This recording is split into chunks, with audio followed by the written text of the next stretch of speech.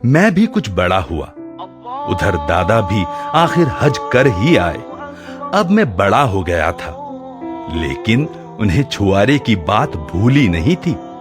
जब मैं छुट्टी में शहर के स्कूल से लौटा, दादा ये अनुपम सौगात लेकर पहुंचे। इधर उनके घर की हालत भी अच्छी हो चली थी। दादा के पुण्य और लायक बेटों की मेहनत ने काफी पैसे इकट्ठे कर लिए थे, लेकिन उनमें वही विनम्रता और सज्जनता थी।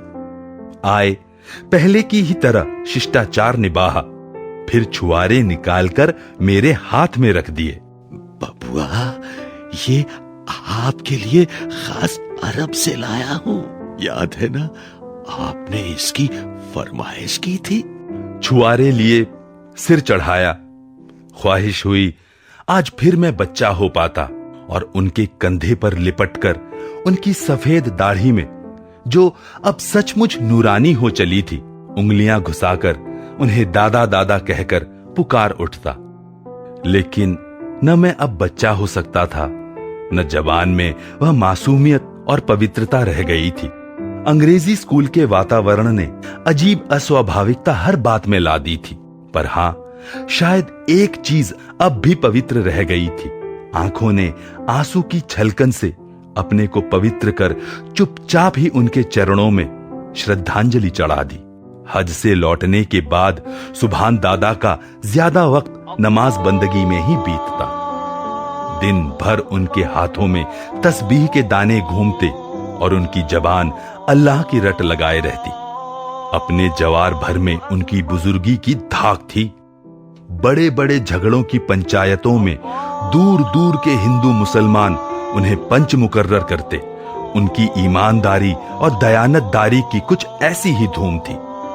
सुभान दादा का एक अरमान था, मस्जिद बनाने का। मेरे मामा का मंदिर उन्होंने ही बनाया था।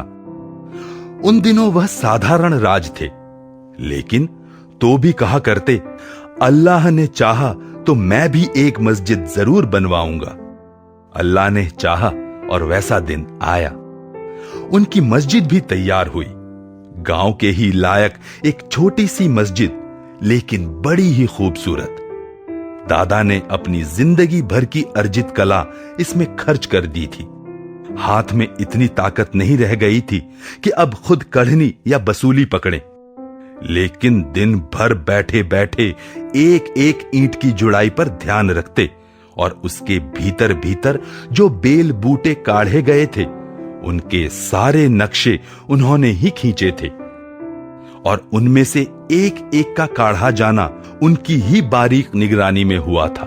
मेरे मामा जी के बगीचे में शीशम, सखुए, कटहल आदि इमारतों में काम आने वाले पेड़ों की भरमार थी। मस्जिद की सारी लकड़ी हमारे ही बगीचे से गई थी।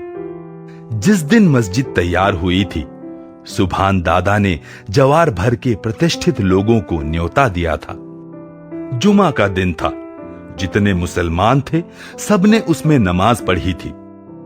जितने हिंदू आए थे, उनके सत्कार के लिए दादा ने हिंदू हलवाई रखकर तरह तरह की मिठाइयां बनवाई थी। पान इलायची का प्रबंध किया था।